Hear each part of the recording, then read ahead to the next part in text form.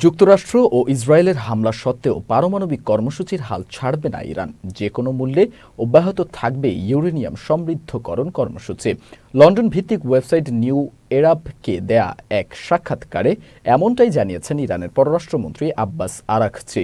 তিনি বলেন, কোনোভাবেই পরমাণু প্রযুক্তি পরিত্যাগ করবে না তেহরান, কারণ এটি অর্জনে মৃত্যুসহ বহু তিতিক্ষার শিকার হতে হয়েছে দেশটির পরমাণু বিজ্ঞানীদের। অপরদিকে পরমাণু ইস্যুকে কেন্দ্র করে ইরানের জনগণের ওপর চাপিয়ে দেওয়া যুদ্ধ আর নিষেধাজ্ঞা সত্ত্বেও সেখান থেকে সরে আসবে না ইরান, এমনটাও জানান আব্বাস আরাঘচি।